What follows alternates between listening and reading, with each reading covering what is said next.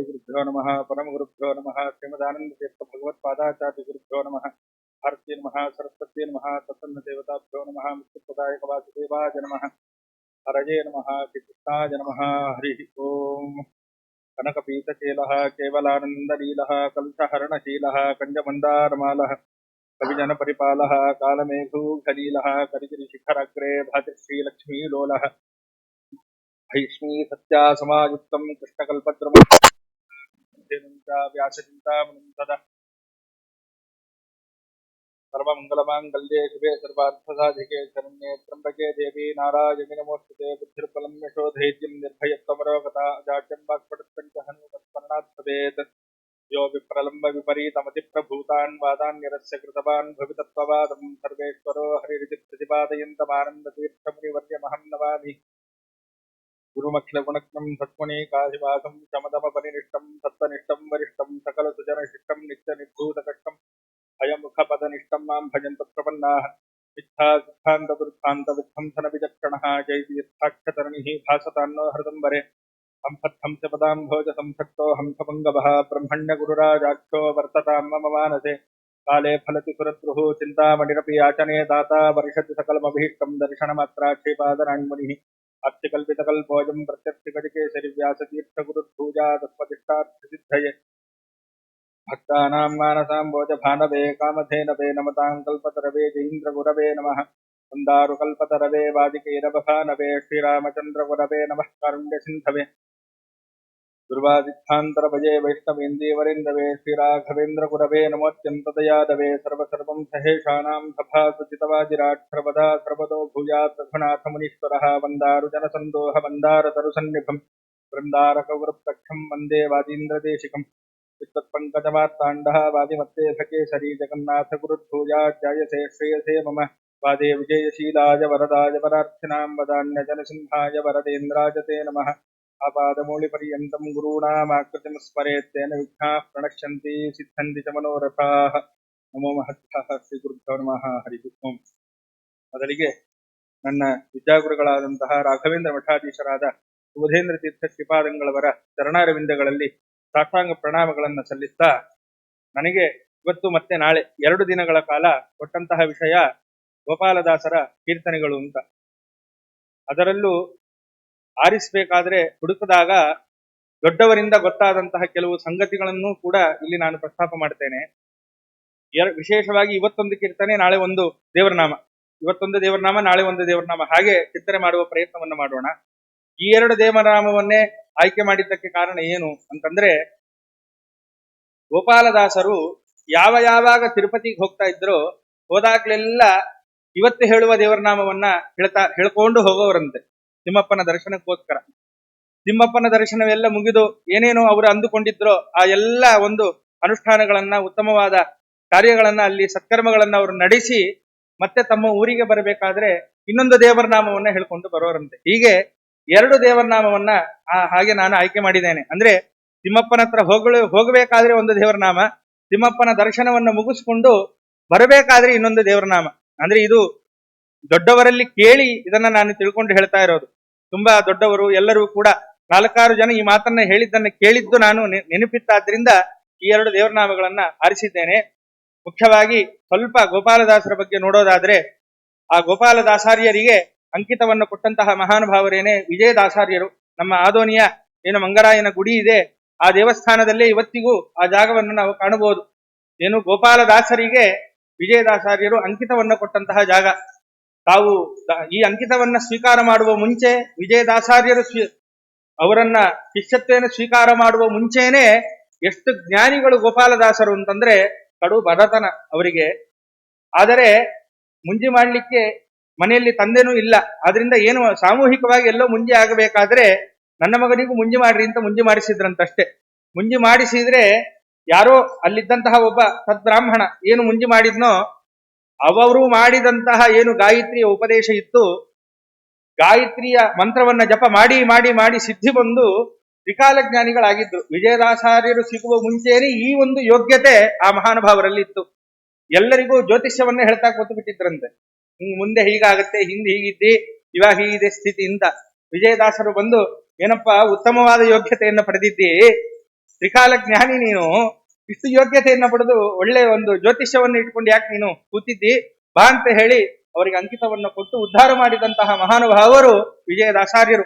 ಅಂತಹ ವಿಜಯದಾಸರ ಕೈಗೆ ಸಿಕ್ಕಿದ ಮೇಲೆ ಅವರ ಜೀವನವೇ ಬೇರೆ.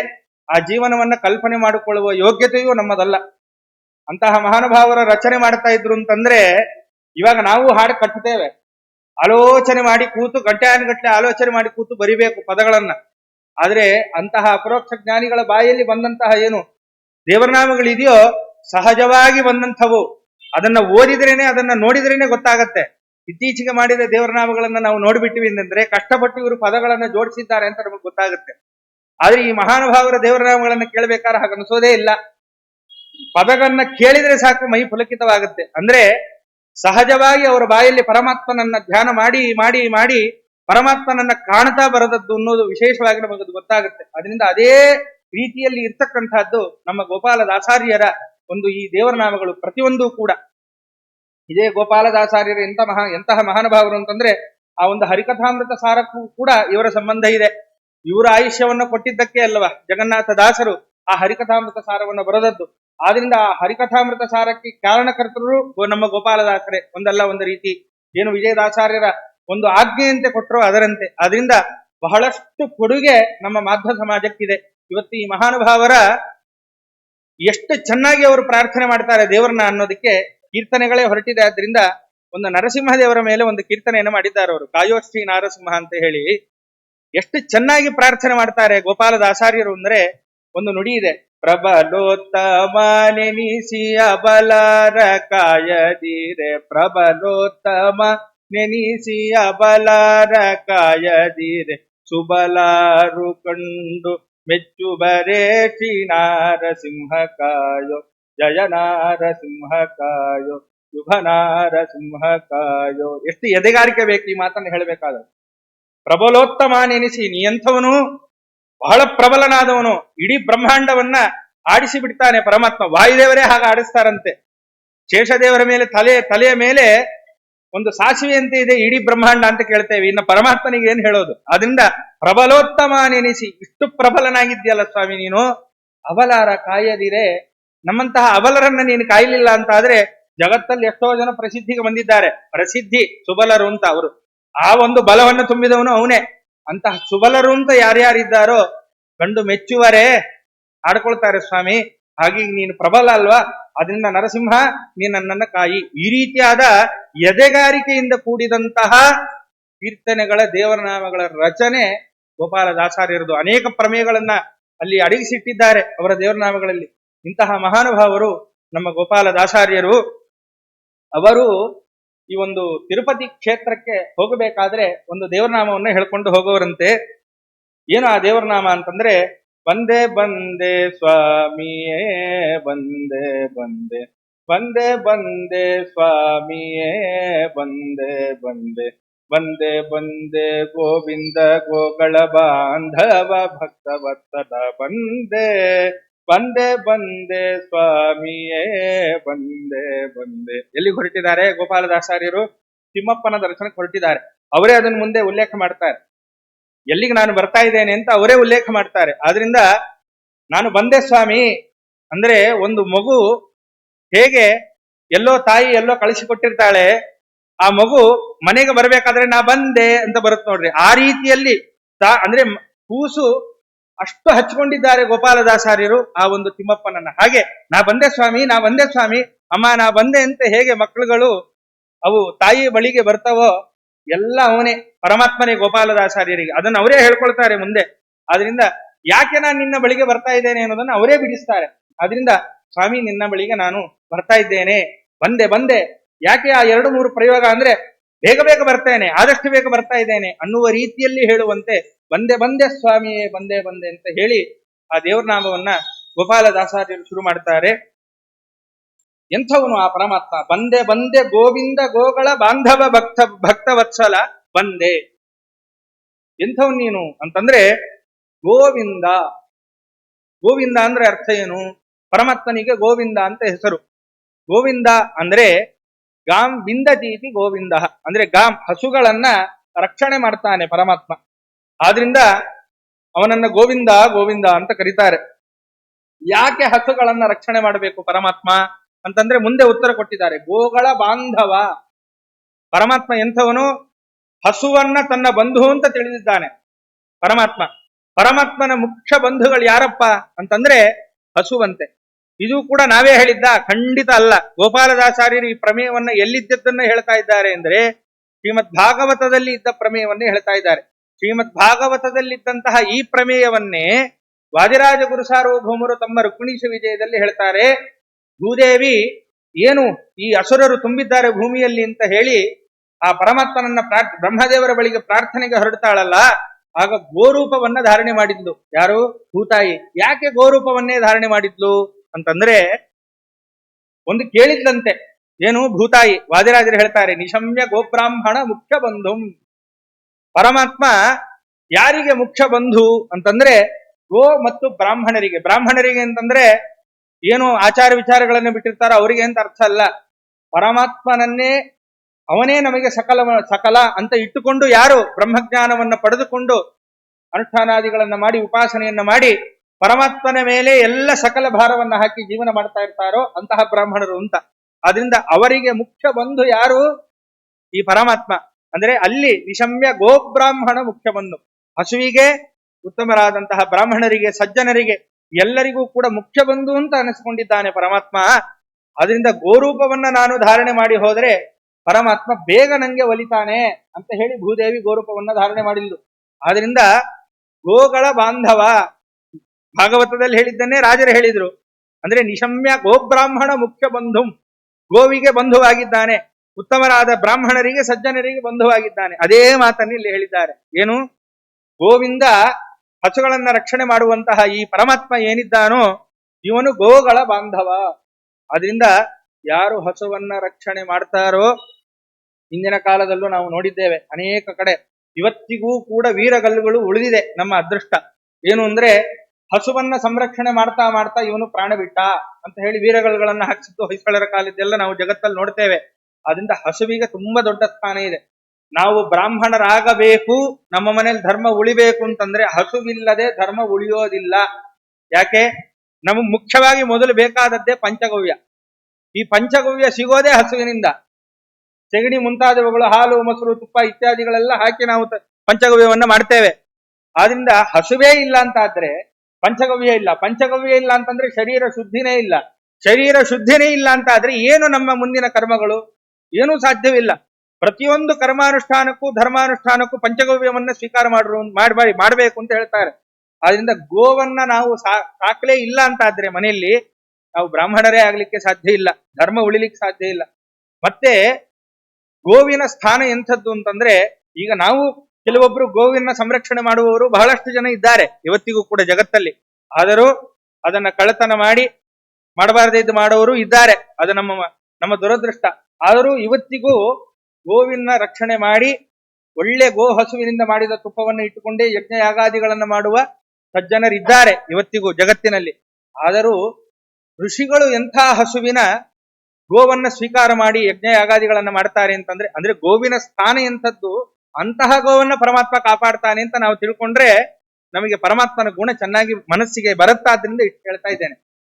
ಋಷಿ ಮುನಿಗಳೆಲ್ಲರೂ ಕೂಡ ಎಂತಹ ಹಸುವಿನ ತುಪ್ಪವನ್ನ ಬಳಸ್ತಾರೆ ಅಂತಂದ್ರೆ, ಹಸುವಿನಲ್ಲೇ ನಾನಾ ವಿಧವಾಗಿದೆ.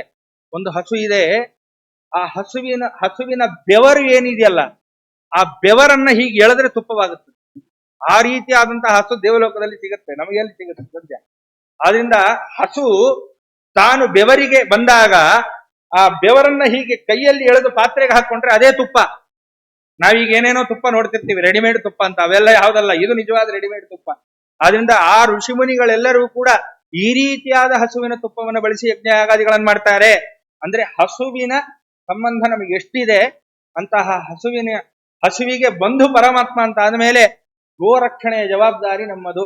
ಇವತ್ತು ಎಷ್ಟೋ ವಿಷಯದಲ್ಲಿ ಎಡುತ್ತಾ ಇದ್ದೀವಿ, ಅದರಲ್ಲಿ ಇದು ಒಂದು. ಆದ್ರಿಂದ ಅಂತಹ ಹಸುವಿನ ಸ್ಥಾನ ಬಹಳ ದೊಡ್ಡದಿದೆ ನಮ್ಮೆಲ್ಲರ ಜೀವನದಲ್ಲೂ ಕೂಡ. ಅಂತಹ ಹಸುವಿಗೆ, ಗೋವಿಗೆ ಮುಖ್ಯ ಬಂಧು ಆಗಿದ್ದಾನೆ ಯಾರು? ಈ ಪರಮಾತ್ಮ. ಬಂದೆ ಬಂದೆ ಗೋವಿಂದ ಗೋಗಳ ಬಾಂಧವ ಭಕ್ತವತ್ಸಲ ಬಂದೆ ಬಂದೆ ಸ್ವಾಮಿ ಅಂತ ಹೇಳಿ ಆ ಗೋಪಾಲ ದಾಸಾರ್ಜಿಯರು ಹೇಳ್ತಾ ಇದ್ದಾರೆ. ಇಂದಿರೇಶ ಶ್ರೀ ವೆಂಕಟೇಶ ನಿನ್ನ ಸಂದರುಶನಕ್ಕೆ ಸಾಗಿ ನಾನಿಲ್ಲಿ ಬಂದೆ ಸ್ವಾಮಿಯೇ ಬಂದೆ ಬಂದೆ.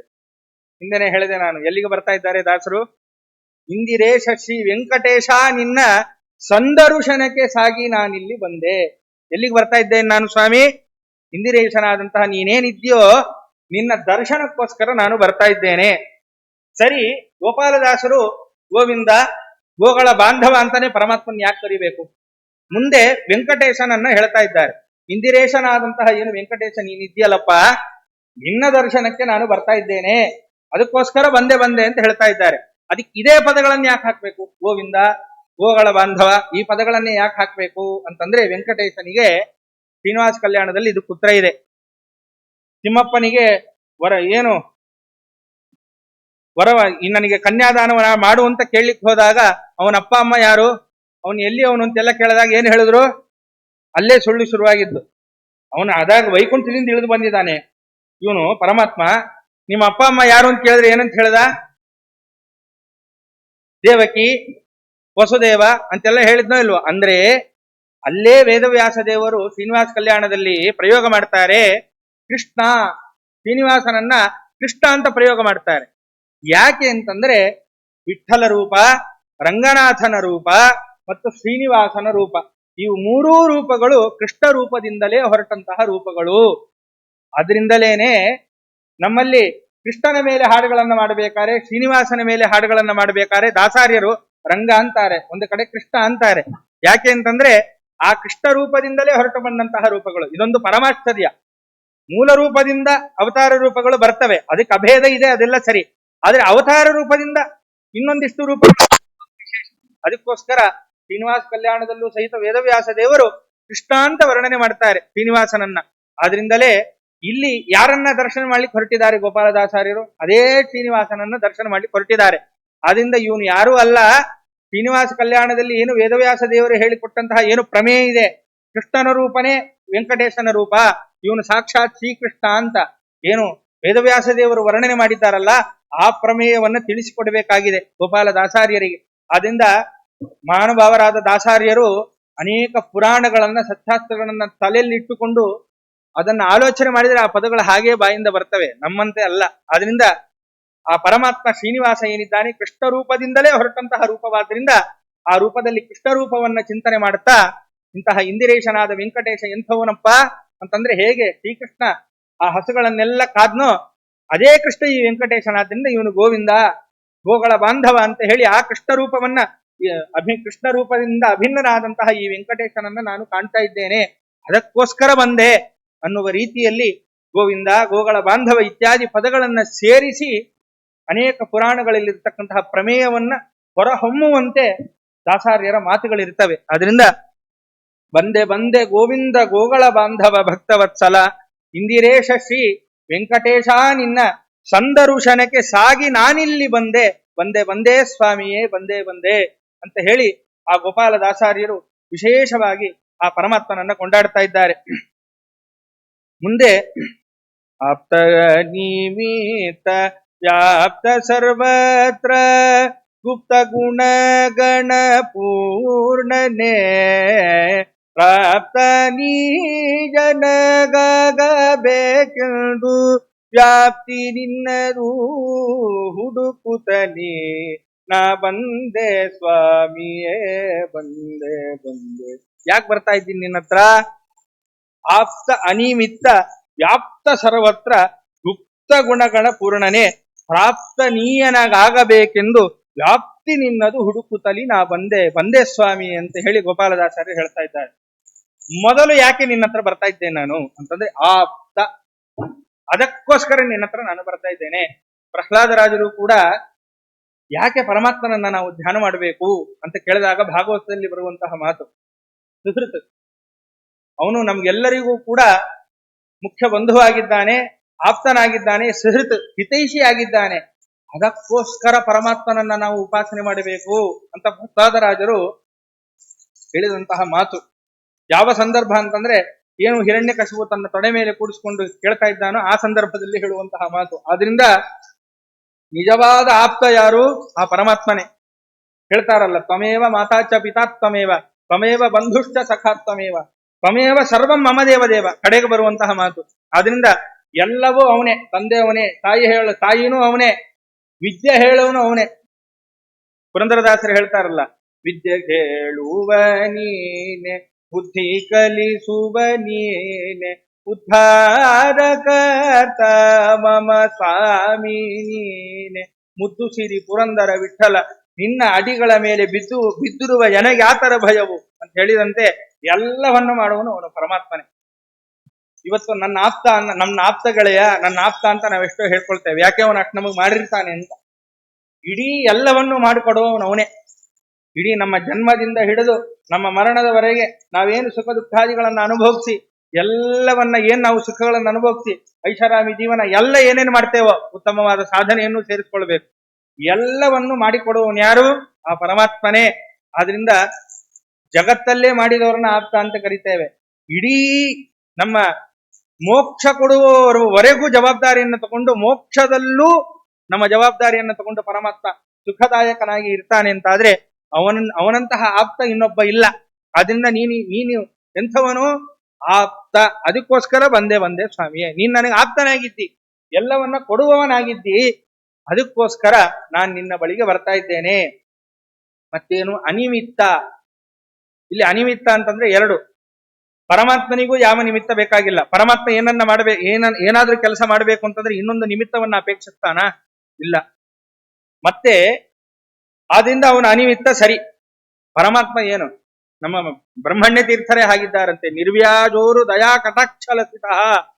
ಅಂದ್ರೆ ಅವರು ದಯಾವನ್ನ ಮಾಡಬೇಕು ಬ್ರಹ್ಮಣ್ಯ ತೀರ್ಥರು ಅಂತಂದ್ರೆ ಯಾವುದೇ ರೀತಿಯಾದಂತಹ ವ್ಯಾಜ ಬೇಕಾಗಿಲ್ಲಂತೆ. ಯಾವುದೋ ಈ ಕಾರಣಕ್ಕೋಸ್ಕರ ಇವನ್ ಮೇಲೆ ದಯ ಮಾಡ್ತೇನೆ ಅಂತ ಬ್ರಹ್ಮಣ್ಯ ತೀರ್ಥರು ದಯವನ್ನೇ ಮಾಡೋದಿಲ್ಲ ಅಂತ ವ್ಯಾಸರಾಜರು ಹೇಳ್ತಾರೆ.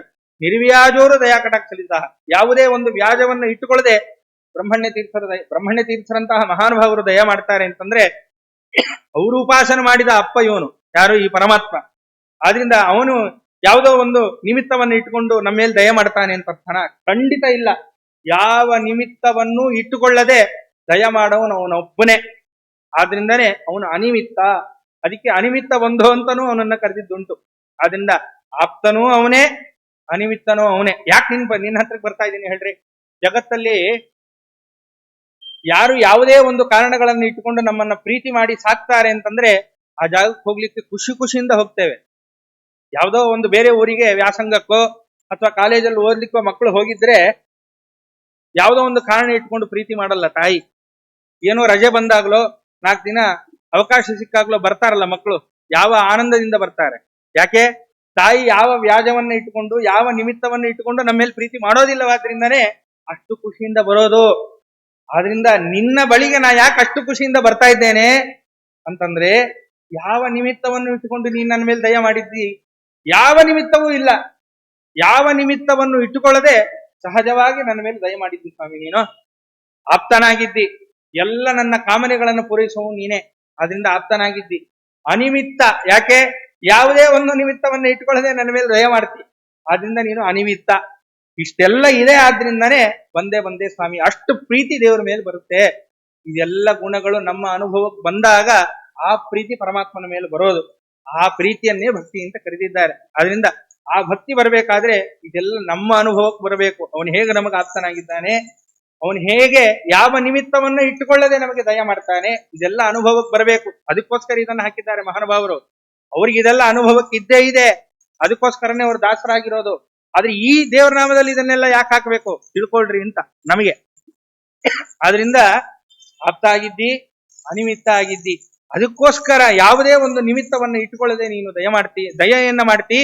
ಯಾವುದೇ ಒಂದು ಕೆಲಸವನ್ನ ಮಾಡಬೇಕಾದ್ರೆ ನಿನಗೆ ಯಾವ ನಿಮಿತ್ತವೂ ಬೇಡ. ಆದ್ರಿಂದ ಆದರೂ ಕರ್ಮವನ್ನು ಮುಂದಿಟ್ಟುಕೊಂಡು ಸ್ವಾಮಿ ಕೆಲಸ ಮಾಡ್ತಾನೆ. ಅದು ನಮ್ಮದೇ. ಅದವನ ಅಧೀನ ಇರ್ಬೋದು, ಆದ್ರೆ ಅದು ನಮ್ಮದೇ. ಆದ್ರಿಂದ ಏನಾಯ್ತು? ಅನಿಮಿತ್ತ. ಯಾವುದೇ ಒಂದು ನಿಮಿತ್ತವನ್ನು ಇಟ್ಟುಕೊಳ್ಳದೆ ಮಾತ್ರ ನಿಜವಾದ ತಾಯಿ ಅವನೇ. ತ್ವಮೇವ ಮಾತಾಚ ಅಂತ ಹೇಳಿದಂತೆ ನಿಜವಾದ ತಾಯಿ ಹೃದಯನಾದಂತಹ ನೀನು ನನ್ನ ಮೇಲೆ ದಯ ಮಾಡ್ತೀಯ. ಆದ್ರಿಂದ ನಿನ್ನ ಬಳಿಗೆ ನಾನು ಬರ್ತಾ ಇದ್ದೇನೆ ಅಂತ ಹೇಳಿ ದಾಸಾರ್ಯರು ಪರಮಾತ್ಮನ ಕಾರುಣ್ಯವನ್ನೇ ಹೇಳ್ತಾ ಇದ್ದಾರೆ. ವ್ಯಾಪ್ತ ಸರ್ವತ್ರ. ಎಂಥವನು ನೀನು? ಎಲ್ಲ ಕಡೆ ವ್ಯಾಪ್ತನಾಗಿದ್ದಿ ನೀನು. ಎಲ್ಲ ಕಡೆ ಎಲ್ಲೆಲ್ಲಿ ನೋಡ್ತೀವೋ ಕಣಕಣಗಳಲ್ಲೂ ನೀನಿದ್ದಿ ಪರಮಾತ್ಮ. ಅದಕ್ಕೋಸ್ಕರ ನೀನು ವ್ಯಾಪ್ತನಾಗಿದ್ದಿ. ಸರಿ, ವ್ಯಾಪ್ತನಾಗಿದ್ದರೆ ಯಾಕೆ ಬರಬೇಕು? ನಿನ್ನ ವ್ಯಾಪ್ತಿ ಹುಡುಕೊಂಡು ಬರ್ತಾ ಇದ್ದೇನೆ. ಅದೇ ಮಾತನ್ನು ಮುಂದೆ ಹೇಳಿದ್ದಾರೆ. ವ್ಯಾಪ್ತಿ ನಿನ್ನದು ಹುಡುಕುತ್ತಲಿ ನಾ ಬಂದೆ. ಎಲ್ಲಿದ್ದಿ ನೀನು? ಸರ್ವತ್ರ ವ್ಯಾಪ್ತ ಅಲ್ವಾ ನೀನು? ಎಲ್ಲಿದ್ದಿ ನೀನು? ಎಲ್ಲಿದ್ದಿ ನೀನು? ಎಲ್ಲಿದ್ದಿ ನೀನು ಅಂತ ನಿನ್ನ ಕಾಣ್ಲಿಕ್ಕೆ, ನಿನ್ನ ವ್ಯಾಪ್ತಿ, ನೀ ಎಲ್ಲೆಲ್ಲಿ ವ್ಯಾಪ್ತನಾಗಿದ್ದಿ, ಎಷ್ಟು ಕಡೆ ಇದ್ದಿ ಅನ್ನೋದನ್ನು ನೋಡೋದಕ್ಕೆ ಬರ್ತಾ ಇದ್ದೇನೆ ಸ್ವಾಮಿ ಅಂತ ಹೇಳಿ ದಾಸರೇ ಹೇಳ್ತಾರೆ. ಗುಪ್ತ ಗುಣಗಣ ಪೂರ್ಣನೇ. ಎಂಥವನು ಪರಮಾತ್ಮ? ಆಪ್ತ ಹೌದು, ಅನಿಮಿತ್ತ ಹೌದು, ಸರ್ವತ್ರ ವ್ಯಾಪ್ತ ಹೌದು. ಪದಪ್ರಯೋಗ ನೋಡ್ರಿ ದಾಸಾರದ್ದು ಹೇಗಿದೆ. ಆಪ್ತ, ಅನಿಮಿತ್ತ, ವ್ಯಾಪ್ತ, ಸರ್ವತ್ರ, ಗುಪ್ತ ಗುಣಗಣ ಪೂರ್ಣನೆ, ಪ್ರಾಪ್ತ ನೀಯನಾಗಬೇಕೆಂದು, ವ್ಯಾಪ್ತಿ ನಿನ್ನದು ಹುಡುಕುತ್ತಲಿ ನಾ ಬಂದೆ. ಆ ಪ್ರಾಸವೇ ಹಾಗೆ ಮಹಾನುಭಾವರದ್ದು. ಇದೇ ನಾವು ಜೋಡಿಸಿದ್ರೆ ಬರೋದ?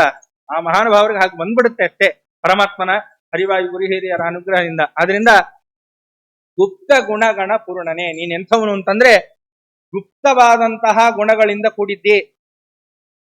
ಸುಮಧ್ಯ ವಿಜಯದಲ್ಲಿ ಹೇಳಿದಂಗೆ ಆ ಉಗುರಿನ ಒಂದು ತುದಿಯಲ್ಲಿರ್ತಕ್ಕಂತಹ ಮಹಾತ್ಮ್ಯವನ್ನು ರಮಾದೇವಿ ತಿಳಿಲಿಕ್ಕೆ ಸಾಧ್ಯ ಇಲ್ಲ ಅಂತ ಹೇಳ್ತಾರೆ. ಆದ್ರಿಂದ ಅಷ್ಟು ಗುಪ್ತ ಗುಣಗಳು ನಿನ್ನಲ್ಲಿದೆ, ಅನಂತ ಗುಪ್ತ ಗುಣಗಳು ನಿನ್ನಲ್ಲಿದೆ. ಮತ್ತೆ ಆ ಗುಣಗಳು ಗಣ ಸಮೂಹವೇ ಇದೆ, ಅದೆಲ್ಲವೂ ಪೂರ್ಣವಾಗಿದೆ. ಅಂದ್ರೆ ಇಲ್ಲಿ ಇಷ್ಟಿಟ್ಕೊಳ್ಬೇಕು ನಾವು. ಅನಂತ ಗುಣಗಳು ಪರಮಾತ್ಮನಲ್ಲಿದೆ. ಪ್ರತಿಯೊಂದು ಗುಣವೂ ಅನಂತವೇ, ಪ್ರತಿಯೊಂದು ಗುಣವೂ ಪೂರ್ಣವೇ. ಅನಂತ ಗುಣಗಳೂ ಪೂರ್ಣವಾಗಿದೆ ಪರಮಾತ್ಮನಲ್ಲಿ, ಒಂದೊಂದು ಗುಣಗಳು ಪೂರ್ಣವಾಗಿದೆ ಪರಮಾತ್ಮನಲ್ಲಿ. ಇಷ್ಟು ಒಂದು ರೀತಿಯಲ್ಲಿ ನೀನಿದ್ದಿ ಸ್ವಾಮಿ. ನಿನ್ನ ತಿಳಿಲಿಕ್ಕೆ ಸಾಧ್ಯವಾ? ಖಂಡಿತ ಇಲ್ಲ. ಅದಕ್ಕೆ ಮುಂದೆ ಹೇಳಿದ್ರು ಪ್ರಾಪ್ತನೀಯನಾಗಬೇಕೆಂದು. ನಾನ್ ನಿನ್ನನ್ನ ಹಿಡ್ಕೊಂಡ್ ಬಿಡ್ತೇನೆ, ನಾನ್ ನಿನ್ನನ್ನ ನೋಡ್ಬಿಡ್ತೇನೆ ಅಂದ್ರೆ ಸಾಧ್ಯನಪ್ಪ? ಖಂಡಿತ ಸಾಧ್ಯ ಇಲ್ಲ. ಯಾಕೆ? ಅನಂತ ಗುಣ ಪರಿಪೂರ್ಣ, ಒಂದೊಂದು ಗುಣಗಳು ಪೂರ್ಣವಾಗಿವೆ, ಎಲ್ಲ ಒಂದೊಂದು ಗುಣಗಳು ಅನಂತವಾಗಿವೆ, ಪೂರ್ಣವಾಗಿವೆ. ನಿನ್ನಂಥವನ್ನ ತಿಳಿಲಿಕ್ಕೆ ನನಗೆ ಸಾಧ್ಯವಾ? ಖಂಡಿತ ಇಲ್ಲ. ನಾನ್ ದೇವರನ್ನು ತಿಳ್ಕೊಂಡ್ಬಿಡ್ತೀನಿ ಅಂತ ಬಂದ್ರೆ ಆಗುತ್ತಾ? ಖಂಡಿತ ಆಗಲ್ಲ. ಆದ್ರೆ ಪ್ರಾಪ್ತ ನೀಯನಾಗಬೇಕು. ಆದ್ರೆ ನಾನು ಸಿಗಬೇಕು ಅಂತ ನೀನ್ ಅಂದುಕೊಂಡ್ರೆ, ಇವನಿಗೆ ನಾನು ಪ್ರಾಪ್ತನಾಗಬೇಕು ಅಂತ ನೀ ಅಂದುಕೊಂಡ್ರೆ ನೀನು ಪ್ರಾಪ್ತನಾಗ್ಲಿಕ್ಕೆ ಸಾಧ್ಯ ಇದೆ. ನಾನ್ ನಿನ್ನ ತಗೊಂಡ್ಬಿಡ್ತೇನೆ, ನಿನ್ನನ್ನು ತಿಳ್ಕೊಂಡ್ಬಿಡ್ತೇನೆ, ನಿನ್ನನ್ನು ಹೊಂದು ಬಿಡ್ತೇನೆ ಅಂದ್ರೆ ಸಾಧ್ಯವಿಲ್ಲ. ಆ ಪ್ರಮೇಯ ತಿಳಿಸ್ತಾ ಇದ್ದಾರೆ. ಅಂದ್ರೆ ಪರಮಾತ್ಮ ದಯ ಮಾಡಬೇಕು, ದಯ ಮಾಡಿ ಕೊಟ್ರೆ ಅವನ ಗುಣಗಳು ಒಂದಿಷ್ಟು ತಿಳಿಯುತ್ತೆ, ಇಲ್ಲೋದ್ರೆ ಇಲ್ಲ. ಆ ಪ್ರಮೇಯ ತಿಳಿಸ್ತಾ ಇದ್ದಾರೆ ಮಹಾನುಭಾವರು. ಆದ್ರಿಂದ ಆಪ್ತ, ಅನಿಮಿತ್ತ, ವ್ಯಾಪ್ತ, ಸರ್ವತ್ರ, ಗುಪ್ತ ಗುಣಗಣ ಪೂರ್ಣನೇ, ಪ್ರಾಪ್ತನೀಯನಾಗಬೇಕೆಂದು. ಇಷ್ಟು ಗುಪ್ತ ಗುಣಗಳಿಂದ ನೀನು ಕೂಡಿದ್ರೆ ಪ್ರಾಪ್ತ ಆಗ. ನನಗೆ ನಾನೇ ಹುಡುಕೊಂಡು ಬಂದ್ರೆ ಹುಡುಕಿದ್ರೆ ಸಾಧ್ಯವಾ? ಪ್ರಾಪ್ತನೀಯನಾಗಬೇಕು. ನೀನು ದಯಮಾಡಿ ನನಗೆ ತಿಳಿಸ್ಕೊಡ್ಬೇಕು. ಆದ್ರಿಂದ ಪ್ರಾಪ್ತನೀಯನಾಗಬೇಕೆಂದು ವ್ಯಾಪ್ತಿ ನಿನ್ನದು ಹುಡುಕುತ್ತಲಿ ನಾ ಬಂದೆ. ಎಲ್ಲ ಕಡೆ ನೀ ಇದ್ದಿ, ಎಲ್ಲೆಲ್ಲೂ ನೀನಿದ್ದಿ. ಆದ್ರೆ ನೀನು ಗುಣಗಣ ಪರಿಪೂರ್ಣ, ತಿಳಿಲಿಕ್ಕೆ ಸಾಧ್ಯವಾ? ಇಲ್ಲ.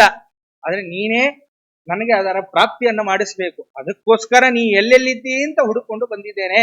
ಅದಕ್ಕೋಸ್ಕರ ಬಂದೆ ಸ್ವಾಮಿಯೇ, ಬಂದೆ ಅಂತ ಹೇಳಿ ಆ ಗೋಪಾಲದಾಸಾರ್ಯರು ಆ ಒಂದು ವೆಂಕಟೇಶ್ವರನ್ನ ವಿಶೇಷವಾಗಿ ಸ್ತೋತ್ರ ಮಾಡ್ತಾರೆ. ಮಗುವಿನಂತೆ ಇದೆ ಇದು. ಒಂದು ಮಗು ತಾಯಿಯನ್ನ ನೋಡ್ಬೇಕು ಅಂತ ಬಂದಂಗೆ ಅನಿಸುತ್ತೆ ಈ ದೇವನಾಮವನ್ನು ನೋಡಿದಾಗ. ಅದರಿಂದ ಆ ರೀತಿಯಲ್ಲಿ ವೆಂಕಟೇಶನನ್ನ ದರ್ಶನಕ್ಕಾಗಿ ಬರಬೇಕಾದ್ರೆ ಗೋಪಾಲದಾಸರು ಹೀಗೆ ಎಲ್ಲ ಪರಮಾತ್ಮನ ಗುಣಗಳನ್ನ ಚಿಂತನೆ ಮಾಡಿ ಬರ್ತಾ ಇದ್ರು.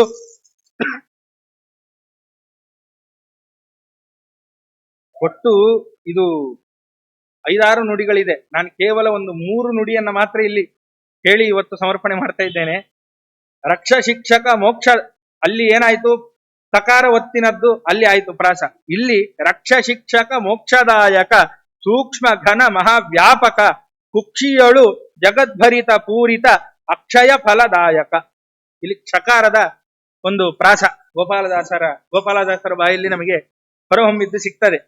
ಎಂಥವನು ಈ ಪರಮಾತ್ಮ ವೆಂಕಟೇಶ? ನೀನ್ ಎಂಥವನು ಅಂತಂದ್ರೆ ರಕ್ಷ, ಶಿಕ್ಷಕ. ಮೊದಲು ಕೊನೆಯ ವಾಕ್ಯದ ಅರ್ಥವನ್ನ ಚಿಂತನೆ ಮಾಡಿಬಿಡೋಣ. ಅಕ್ಷಯ ಫಲದಾಯಕ. ಇದು ದೇವ್ರ ಕೊನೆ ಏನು, ಆದಿ ಏನು, ಅಂತಿಮ ಏನು, ಎಲ್ಲ ಒಂದೇ ದೇವರಿಗೆ. ಆದ್ರಿಂದ ಕೊನೆಯ ವಾಕ್ಯವನ್ನ ಹೇಳಿ ಮತ್ತೆ ಮೊದಲಿಂದ ಬರ್ತೇನೆ. ಅಕ್ಷಯ ಫಲದಾಯಕ. ಪರಮಾತ್ಮ ಎಂಥವನು? ಅಕ್ಷಯ ಫಲವನ್ನ ಕೊಡ್ತಾನೆ. ಫಲ ಅಂದ್ರೆ ಏನು? ವರವೂ ಆಗಬಹುದು, ಫಲವೂ ಆಗಬಹುದು. ಯಾಕೆ ಈ ಮಾತನ್ನು ಹೇಳಿದ್ರು? ತಿಮ್ಮಪ್ಪ ಹೇಗಿದ್ದಾನೆ? ವರದ ಹಸ್ತನಾಗಿ ಇದ್ದಾನೆ ಪರಮಾತ್ಮ ನಮ್ಮ ತಿಮ್ಮಪ್ಪ. ಅಕ್ಷಯ ಫಲದಾಯಕ ಅಂದ್ರೆ ನಮಗೆ ಅಂತ ಹೌದು, ನಮಗೂ ಕೊಡ್ತಾನೆ ನಮ್ಮ ಯೋಗ್ಯತಾನುಸಾರ. ನಿಜವಾಗ್ಲೂ ಅಕ್ಷಯ ಫಲದಾಯಕ ಯಾರಿಗೆ? ವಾಯುದೇವರಿಗೆ, ನಮಗಲ್ಲ. ಇದನ್ನ ನಮಗೆ ಯಾರು ತಿಳಿಸಿಕೊಟ್ರು? ವಾದಿರಾಜಗುರು ಸಾರ್ವಭೌಮರು ತಿಳಿಸಿಕೊಡ್ತಾರೆ. ತಿಮ್ಮಪ್ಪನನ್ನ ವರ್ಣನೆ ಮಾಡಬೇಕಾದ್ರೆ ವಾದಿರಾಜಗುರು ಸಾರ್ವಭೌಮರು ಹೇಳುವಂತಹ ಮಾತು, ಆನಂದ ತೀರ್ಥ ವರದೆ. ವರದ ಹಸ್ತವನ್ನ ನೀ ಇಟ್ಕೊಂಡಿದ್ಯಲ್ಲಪ್ಪ ಪರಮಾತ್ಮ, ಈ ವರದ ಹಸ್ತ ಯಾರಿಗೋಸ್ಕರ ಇಟ್ಟಿರೋದು? ಆನಂದ ತೀರ್ಥರಿಗೋಸ್ಕರ ಇಟ್ಟಿದ್ದಿ, ಆ ವಾಯುದೇವರಿಗೋಸ್ಕರ ಇಟ್ಟವನು ನೀನಪ್ಪ. ಆದ್ರಿಂದ ಅಕ್ಷಯ ಫಲದಾಯಕ ಯಾರಿಗೆ? ಆ ಆನಂದ ತೀರ್ಥರಿಗೆ. ವಾ ಅಂದ್ರೆ ಬಲ, ರ ಅಂದ್ರೆ ಸುಖವನ್ನ, ದ ಕೊಡುವವನ್ ಯಾರು? ಅವನು ವರದ. ಯಾರು? ಈ ತಿಮ್ಮಪ್ಪ. ಅದಕ್ಕೋಸ್ಕರ ಆ ಆನಂದ ತೀರ್ಥರಿಗೆ ಸುಖವನ್ನು ಕೊಡುವವ ನೀನು. ಅಕ್ಷಯ ಫಲದಾಯಕ ಯಾರು? ಈ ತಿಮ್ಮಪ್ಪ. ಆ ಒಂದು ವಾದಿರಾಜ ಗುರು ಸಾರ್ವಭೌಮರ ಮಾತನ್ನೇ ಚಿಂತನೆ ಮಾಡಿದ್ದಾರೆ ಅಂತ ನನ್ನಂತ ಮಂದಮತಿಗೆ ತೋರುತ್ತೆ. ಆದ್ರಿಂದ ಅಕ್ಷಯ ಫಲದಾಯಕ ಯಾರಿಗೆ ಆ ತಿಮ್ಮಪ್ಪ ಅಂದ್ರೆ ಶ್ರೀಮದ್ ಆನಂದ ತೀರ್ಥ ಭಗವತ್ಪಾದಾಚಾರ್ಯರಿಗೆ ಅಕ್ಷಯ ಫಲದಾಯಕ. ಅದಕ್ಕೋಸ್ಕರ ಈ ಇಡೀ ಶ್ಲೋಕವನ್ನು ಇಲ್ಲಿ ಚಿಂತನೆ ಮಾಡಬಹುದು. ಆನಂದ ತೀರ್ಥ ವರದೆ, ಇದು ಯಾವ ಒಂದು ವಾಕ್ಯದಿಂದ ಹೇಳಿದ್ದಾರೆ ದಾಸರು? ಅಕ್ಷಯ ಫಲದಾಯಕ ಅನ್ನುವ ಮಾತಿನಿಂದ ಆನಂದ ತೀರ್ಥ ವರದೆ ಅಂತ, ಆನಂದ ತೀರ್ಥ ವರದನಾಗಿದ್ದಿ ಪರಮಾತ್ಮ ಅಂತ ಏನು ವಾದಿರಾಜಗುರು ಸಾರ್ವಭೌಮರು ತಿಮ್ಮಪ್ಪನನ್ನ ಚಿಂತನೆ ಮಾಡಿದ್ರು, ಅದೇ ಚಿಂತನೆಯನ್ನ ಅಕ್ಷಯ ಫಲದಾಯಕ ಅನ್ನುವಂತಹ ಮಾತಿನಿಂದ ಗೋಪಾಲದಾಸರು ತಿಳಿಸಿಕೊಡ್ತಾ ಇದ್ದಾರೆ. ಆನಂದ ತೀರ್ಥ ವರದೆ ದಾನವಾರಣ್ಯ ಪಾವಕೆ. ಎಂಥವನು ಶ್ರೀನಿವಾಸ? ರಾಕ್ಷಸರೆಂಬ ಅರಣ್ಯಕ್ಕೆ ಬೆಂಕಿ ಕಾಡಿಗಿಚ್ಚಂತೆ ಈ ತಿಮ್ಮಪ್ಪ ಇದ್ದಾನೆ. ಆ ಪದ ಇಲ್ಲೆಲ್ಲ ಹಾಕಿದ್ದಾರೆ ಗೋಪಾಲದಾಸರು? ರಕ್ಷ ಶಿಕ್ಷಕ ಮೊದಲೇ ಹಾಕಿದ್ದಾರೆ ಅವರು. ಎಂಥವನು ಈ ಪರಮಾತ್ಮ? ಎಲ್ಲ ರಾಕ್ಷಸರನ್ನ ಶಿಕ್ಷೆ ಮಾಡುವವನು ಇವನೇ. ಒಂದ ಎರಡ ಎಲ್ಲರೂ ಚಿಕ್ಕ ವಯಸ್ಸಿನಿಂದ ಕೇಳ್ಕೊಂಡೇ ಬಂದಿದ್ದೀವಿ. ನರಸಿಂಹಾವತಾರದಲ್ಲಿ ರಕ್ಷ ಶಿಕ್ಷಕನಾದ, ವರಾಹಾವತಾರದಲ್ಲಿ ರಕ್ಷ ಶಿಕ್ಷಕನಾದ, ರಾಮಾವತಾರದಲ್ಲಿ ಆದ, ಕೃಷ್ಣಾವತಾರದಲ್ಲಿ ಆದ, ಮತ್ತೆ ವಾಮನಾವತಾರದಲ್ಲೂ ಆದ. ಶಿಕ್ಷಕನಾಗಬೇಕು ಅಂತ ಆದ್ರೆ ಏನು ಆಯುಧನೇ ಹಿಡಿಬೇಕಾಗಿಲ್ಲ. ಕೃಷ್ಣಾವತಾರದಲ್ಲಿ ಯುದ್ಧದಲ್ಲಿ ಯಾವ ಆಯುಧ ಹಿಡಿದಿತ್ತು? ಸಜ್ಜ ಆಯುಧವನ್ನ ಹಿಡಿಯಲ್ಲ ಅಂದಿದ್ದ. ಮತ್ತೆ ಆದ್ರೂ ಆಯುಧವನ್ನು ಹಿಡಿದು ಮಾಡಿದ್ದು ಇದೆ. ಮಹಾಭಾರತ ಯುದ್ಧದಲ್ಲಿ ಆಯುಧ ಹಿಡಿಲಿಲ್ಲ ಅಂತ ಅಷ್ಟೇ. ಅದರಿಂದ ಹುಟ್ಟದಾಗಿಂದ ಕೊಲ್ತಾನೇ ಬಂದಿದ್ದಾನೆ. ಪೂತನಿಂದನೇ ಶುರು, ಕೊಲ್ತಾ ಬರ್ತಾ ಇದ್ದಾನೆ ಒಬ್ಬೊಬ್ಬರನ್ನ. ಅದರಿಂದ ರಕ್ಷ ಶಿಕ್ಷಕ ಆನಂದ ತೀರ್ಥ ವರದೆ ಅಕ್ಷಯ ಫಲದಾಯಕ ಅಲ್ಲಿಗಲ್ಲಿಗೆ ಹೊಂದಿತು. ನಾ ಯಾಕೆ ಹೀಗೆ ಹೇಳ್ತಾ ಇದ್ದೀನಿ ಅಂತಂದ್ರೆ, ನಮ್ಮ ಹಿರಿಯರು ಹೇಳ್ತಾ ಇದ್ರಂತೆ, ದೇವರ ನಾಮ ಹೇಳಬೇಕಾದ್ರೆ ಶಾಸ್ತ್ರದಲ್ಲಿರುವ ವಾಕ್ಯವನ್ನು ಸೇರಿಸಿ ದೇವರ ನಾಮವನ್ನು ಹೇಳಬೇಕು, ಶಾಸ್ತ್ರದ ವಾಕ್ಯಗಳನ್ನ ಇಟ್ಟುಕೊಂಡು ಪ್ರವಚನ ಮಾಡಬೇಕಾದ್ರೆ ದೇವರ ನಾಮವನ್ನು ಸೇರಿಸಿ ಹೇಳಬೇಕು ಅಂತ. ಅಂದ್ರೆ ವ್ಯಾಸದಾಸ ಸಾಹಿತ್ಯದ ಸಮನ್ವಯ ಆದ್ರೆ ಆ ಸುಖವಾಗೋದು, ಇಲ್ಲೋದ್ರಿಲ್ಲ. ಆದ್ರಿಂದ ಆನಂದ ತೀರ್ಥ ವರದೆ ಅನ್ನೋದನ್ನ ಅಕ್ಷಯ ಫಲದಾಯಕ ಅನ್ನುವ ಒಂದು ವಾಕ್ಯದಿಂದ ನಾವು ಚಿಂತನೆ ಮಾಡ್ಲಿಕ್ಕಾಗತ್ತೆ. ದಾನವಾರಣ್ಯ ಪಾವಕೆ ಅನ್ನೋದ್ರಿಂದ ರಕ್ಷ ಶಿಕ್ಷಕ ಅನ್ನುವಂತಹ ಒಂದು ಗೋಪಾಲದಾಸಾರ್ಯರ ಪದ ಪ್ರಯೋಗದಿಂದ ನಾವು ತಿಳ್ಕೊಳ್ಳಿಕ್ಕೆ ಸಾಧ್ಯ ಇದೆ. ಜ್ಞಾನದಾಯಿನಿ ಸರ್ವೇಶೆ, ನಿಜವಾಗ್ಲೂ ಜ್ಞಾನ ಕೊಡುವಂತಹ ರೂಪ ಶ್ರೀನಿವಾಸ ರೂಪ, ಕಲಿಯುಗದಲ್ಲಿ ವಿಶೇಷವಾಗಿ. ಅದಕ್ಕೆ ಮೋಕ್ಷದಾಯಕ. ಮೋಕ್ಷ ಸಿಗೋದು ಯಾವಾಗ? ಇಲ್ಲಿ ಮೋಕ್ಷದಾಯಕ ಅಂತ ಹೇಳ್ಬಿಟ್ರು ಜ್ಞಾನದ ಸಂಬಂಧನೇ ಇಲ್ಲವಲ್ಲ ಅಂತ ಪ್ರಶ್ನೆ ಬರುತ್ತೆ. ಅದಕ್ಕಿಷ್ಟೇ ಉತ್ತರ, ಮೋಕ್ಷ ಆಗಬೇಕಾದ್ರೆ ನಮಗೆ ಜ್ಞಾನ ಇರಲೇಬೇಕು. ಕೇವಲ ಜ್ಞಾನ ಇದ್ರೆ ಮೋಕ್ಷ ಆಗಿಬಿಡುತ್ತಾ? ಖಂಡಿತ ಇಲ್ಲ.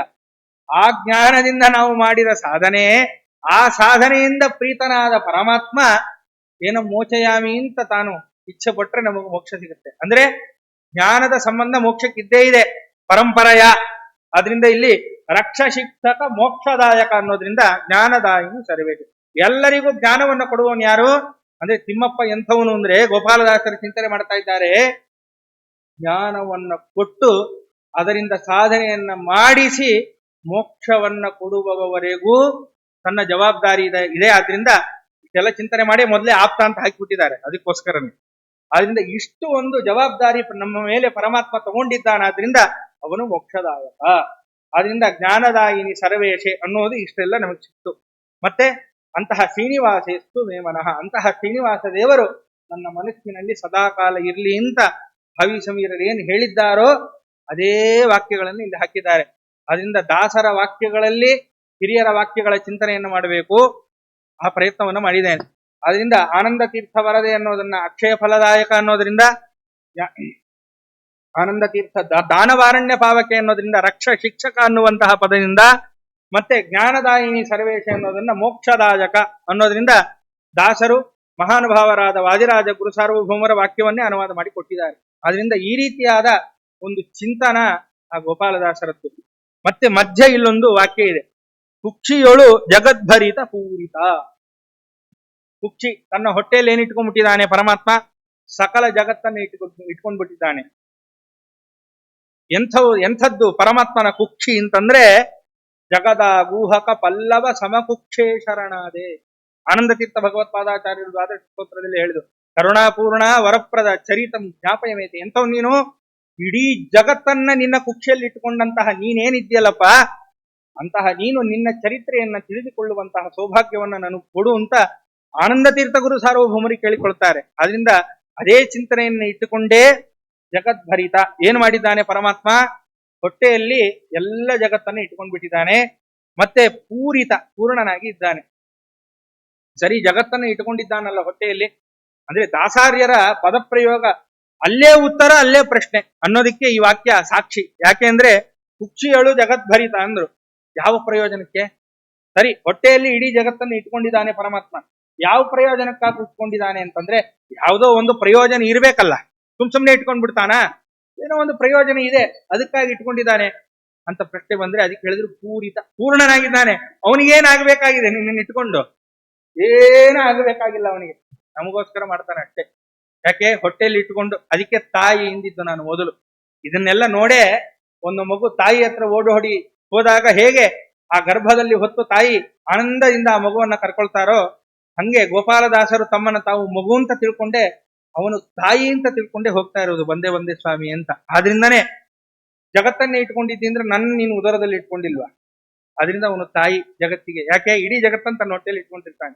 ಹೇಗೆ ಮಗುವನ್ನ ತಾಯಿ ತನ್ನ ಹೊಟ್ಟೆಯಲ್ಲಿ ಇಟ್ಕೊಂಡು ಬೆಳೆಸ್ತಾಳೋ, ಹಾಗೆ ಪರಮಾತ್ಮ ಇಡೀ ಜಗತ್ತನ್ನ ತನ್ನ ಹೊಟ್ಟೆಯಲ್ಲಿ ಇಟ್ಕೊಂಡಿದ್ದಾನೆ. ಆದ್ರಿಂದಾನೇ ಅವನು ತಾಯಿ.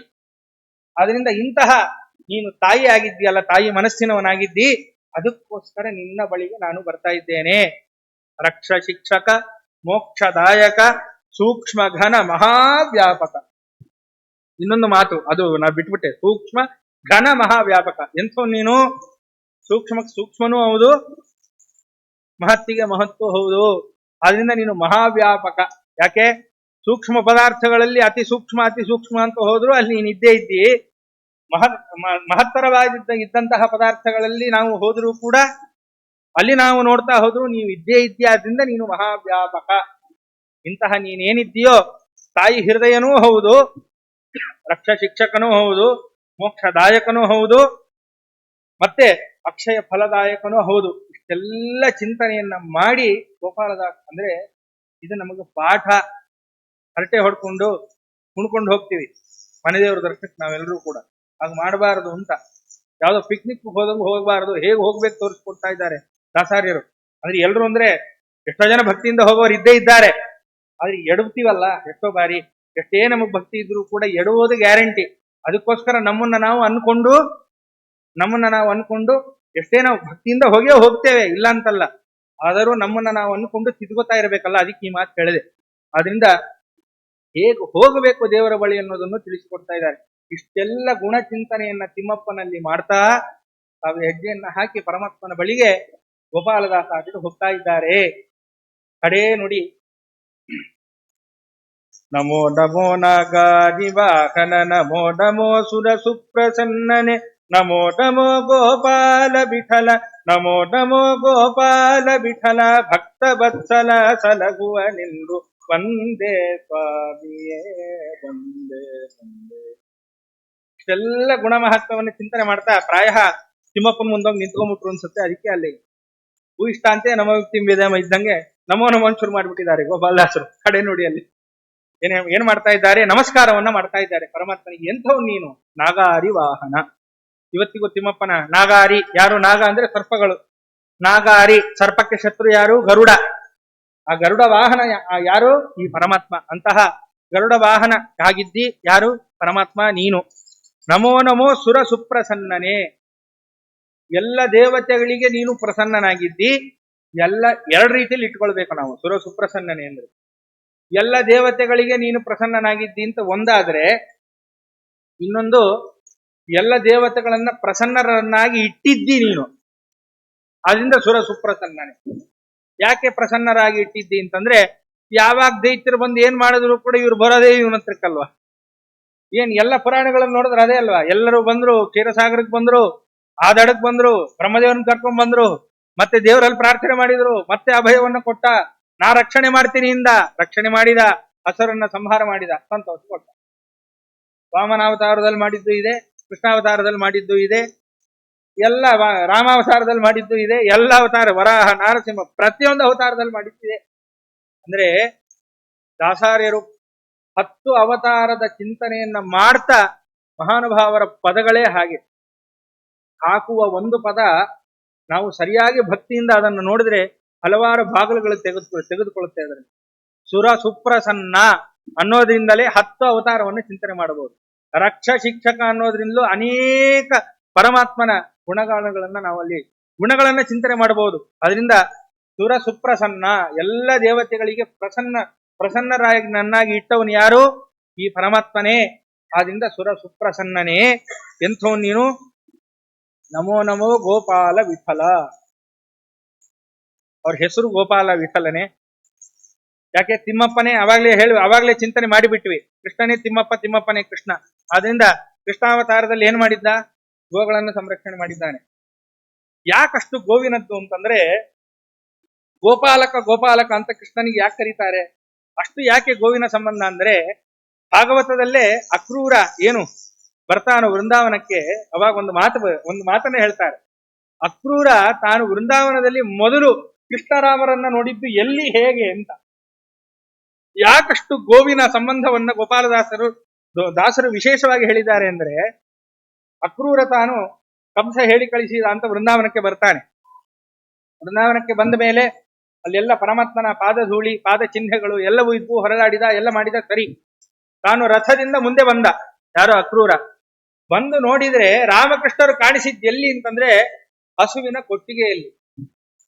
ಅಲ್ಲಿ ಕೂತ್ಕೊಂಡಿದ್ರಂತೆ ಇಬ್ರು ರಾಮಕೃಷ್ಣರು. ಹೇಗಿದ್ರು ಆ ಇಬ್ರು ರಾಮಕೃಷ್ಣರು ಅಂದ್ರೆ, ಬಲರಾಮ ತಾನು ನೀಲವರ್ಣದ ವಸ್ತ್ರವನ್ನ ಧಾರಣೆ ಮಾಡಿದ್ದಂತೆ, ಕೃಷ್ಣ ಪರಮಾತ್ಮ ಪೀತ ಬಣ್ಣದ ವಸ್ತ್ರವನ್ನ ಧಾರಣೆ ಮಾಡಿದ್ದಂತೆ, ಅನೇಕ ಗಂಧ ಸುಗಂಧ ತಿಲಕಗಳನ್ನೆಲ್ಲ ಕಡೆ ಹಚ್ಕೊಂಡ್ಬಿಟ್ಟಿದ್ರಂತೆ ಇಬ್ರು ಕೂಡ. ಹಚ್ಕೊಂಡು ಏನು ಮಾಡ್ತಾ ಇದ್ರು ಅಂತಂದ್ರೆ, ಗೋಸೇವೆಯನ್ನ ಮಾಡ್ತಾ ಕೂತಿದ್ರಂತೆ ಇಬ್ರು. ಅಕ್ರೂರ ಮೊದಲು ಕೃಷ್ಣರಾಮನನ್ನ ನೋಡಿದ್ದ ಹಾಗೆ ಗೋಸೇವೆಯನ್ನ. ತಾನು ಅಲ್ಲಿ ಇದ್ದ ಒಂದು ಗೋಮಯವನ್ನ ಬಳಿತಾನಂತೆ ಕೃಷ್ಣ ಪರಮಾತ್ಮ. ಹಸುವಿನಿಗೆ ಸ್ನಾನ ಮಾಡಿಸ್ತಾ ಇದ್ದಂತೆ, ಹಸುವಿಗೂ ಕೂಡ ತಿಲಕಗಳನ್ನ ಇತ್ಯಾದಿಗಳನ್ನ ಇಟ್ಟು ಅದಕ್ಕೂ ಅಲಂಕಾರಗಳನ್ನ ಮಾಡಿ, ಹಾಲನ್ನ ಕರೆದು ಹುಲ್ಲನ್ನಿಟ್ಟು, ಈ ಎಲ್ಲ ವಿಷಯಗಳನ್ನೇ ದಾಸಾರ್ಯರೆಲ್ಲ ವರ್ಣನೆ ಮಾಡಿದ್ದಾರೆ ತಮ್ಮ ತಮ್ಮ ದೇವನಾಮಗಳಲ್ಲಿ. ಹೀಗೆ ಕೃಷ್ಣ ಪರಮಾತ್ಮ ಮೊದಲು ಅಕ್ರೂರನಿಗೆ ಕಂಡದ್ದೇ ಆ ಹಸುವಿನ ಸ್ಥಾನದಲ್ಲಿ. ಈ ರೀತಿಯಲ್ಲಿ ಅದಕ್ಕೋಸ್ಕರನೇ ಪರಮಾತ್ಮನಿಗೆ ಅಷ್ಟು ಗೋವು ಅಂದ್ರೆ ಇಷ್ಟ ಅಂತ ಸ್ಪಷ್ಟವಾಗಿ ನಮಗೆ ಗೊತ್ತಾಗುತ್ತೆ. ಹಿಂದಿನ ರಾಜರುಗಳು ಸಹಿತ ಅನೇಕ ಗೋದಾನಗಳನ್ನ ಮಾಡಿದ್ದು ಇದೆ. ಸಾವಿರಾರು ಗೋದಾನಗಳನ್ನ ಮಾಡಿದ್ದಾರೆ, ಲಕ್ಷ ಗೋದಾನಗಳನ್ನ ಮಾಡಿದ್ದಾರೆ. ಅದಕ್ಕೆ ಮೊದಲು ಪರಮಾತ್ಮನಿಗೆ ಇಷ್ಟವಾಗುವಂತಹ ಜೀವಿ ಯಾವುದು ಅಂತಂದ್ರೆ ಹಸು. ಅಂತಹ ಗೋಪಾಲಕ, ಅವರ ಹೆಸರೇ ಗೋಪಾಲದಾಸರು. ಆದ್ರಿಂದ ಅಂತಹ ಗೋಪಾಲ ವಿಠಲ, ಗೋಪಾಲನೂ ಹೌದು ವಿಠಲನೂ ಹೌದು. ಯಾಕೆ? ಟ್ರ್ಯಾಂಗಲ್. ಕೃಷ್ಣನಿಂದಲೇ ಶ್ರೀನಿವಾಸ, ಕೃಷ್ಣನಿಂದಲೇ ವಿಠಲ, ಕೃಷ್ಣನೇ ಕೃಷ್ಣ, ವೆಂಕಟೇಶನೂ ಹೌದು. ಎಲ್ಲದಕ್ಕೂ ಅಭೇದ.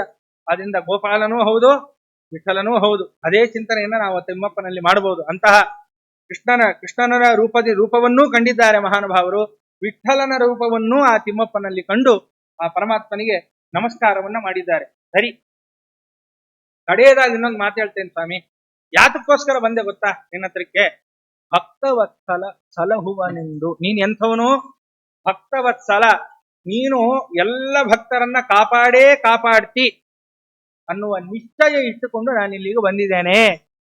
ಈ ನಿಶ್ಚಯದಿಂದ ನಾನು ಇಲ್ಲಿಗೆ ಬಂದಿದ್ದೇನಾದ್ರಿಂದ ನೀನು ಸಲಹತಿ, ಎಲ್ಲ ರೀತಿಯಲ್ಲಿ ರಕ್ಷಣೆ ಮಾಡ್ತಿ. ಆದ್ರಿಂದ ನಾನು ನಿನ್ನ ಬಳಿಗೆ ಬಂದಿದ್ದೇನೆ ಅಂತ ಗೋಪಾಲದಾಸಾರ್ಯರು ಈ ಒಂದು ದೇವರನಾಮದಲ್ಲಿ ಆ ಪರಮಾತ್ಮನನ್ನ, ಈ ಒಂದು ದೇವರನಾಮವನ್ನ ಹೇಳಿಕೊಳ್ತಾ ಆ ತಿರುಪತಿ ಕ್ಷೇತ್ರವನ್ನ ಪ್ರವೇಶ ಮಾಡಿ, ಆ ತಿರುಪತಿಯಲ್ಲಿ ಎಲ್ಲ ಗುಣಗಳನ್ನ ಚಿಂತನೆ ಮಾಡಿ ಪರಮಾತ್ಮನನ್ನ ದರ್ಶನ ಮಾಡ್ತಾ ಇದ್ರು ಅಂತ ಅನೇಕ ಹಿರಿಯರು ಹೇಳಿದ್ದನ್ನ ಕೇಳಿದ್ದೆ.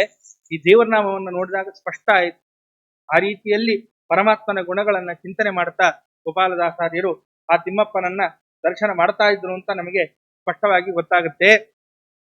ಇನ್ನೊಂದು ಗೋಪಾಲದಾಸರ, ಯಾಕಂದ್ರೆ ಇಲ್ಲಿ ವೆಂಕಟೇಶಂದಾಯ್ತು, ಕೇವಲ ದೇವರದ್ದು ಹೇಳಿಬಿಟ್ರೆ ಪರಮಾತ್ಮ ಒಪ್ಪಲ್ಲ. ಯಾಕೆ? ಗುರುಗಳನ್ನ, ನನ್ನ ಭಕ್ತರನ್ನ ಗುರುಗಳನ್ನ ನೀನು ಹೊಗಳಿಲ್ಲಲ್ಲ ಅಂದ್ಬಿಡ್ತಾನೆ. ಆದ್ರಿಂದ ಒಂದು ಗುರುಗಳ ಬಗ್ಗೆ ಏನು ಗೋಪಾಲದಾಸರು ಮಾಡಿದ್ದಾರೋ ಅದು ಒಂದು ನುಡಿಯನ್ನ ಚಿಂತನೆ ಮಾಡಿ ಇವತ್ತಿನ ಉಪನ್ಯಾಸವನ್ನ ಪರಮಾತ್ಮನಲ್ಲಿ ಸಮರ್ಪಣೆ ಮಾಡೋಣ. ಈಗ ಎಷ್ಟೋ ಜನಕ್ಕೆ ರಾಯರ ಬಗ್ಗೆ ಒಂದು ಡೌಟ್, ಏನು 700 ವರ್ಷ ಇರ್ತಾರೆ ರಾಯರು, ಹಾಗಿರ್ತಾರೆ ಹೀಗಿರ್ತಾರೆ, ಹೇಗ್ರಿ ನಾವು ನಂಬೋದು, ಎಲ್ರಿ ಅದ್ರ ಉಲ್ಲೇಖ ಇದೆ ಅಂತ ಎಲ್ಲರೂ ಕೇಳ್ತಾರೆ. ಅದಕ್ಕೆ ಉತ್ತರ ಕೊಟ್ಟಂತಹ ಮಹಾನುಭಾವರೇ ನಮ್ಮ ಗೋಪಾಲದಾಸರು. ಇದೇ ನಮ್ಮ ಗೋಪಾಲದಾಸರು ಇದಕ್ಕೆ ಉತ್ತರವನ್ನು ಕೊಟ್ಟಿದ್ದಾರೆ ಮಹಾನುಭಾವರು. ಏನು ಅಂದ್ರೆ, ರಾಯರ ಬಗ್ಗೆ ಹೇಳಬೇಕಾದ್ರೆ ಒಂದು ಮಾತನ್ನು ಹೇಳ್ತಾರೆ ಗೋಪಾಲದಾಸರು. ಬಂದವರಿಗೆ ಅಭೀಷ್ಟವ ಕೊಡುತ್ತ 100 ಸಂವತ್ಸರ ವೃಂದಾವನದಲ್ಲಿ ಚಂದಾಗಿ ಮೆರೆವ ಕೃಪಾ ಸಿಂಧು.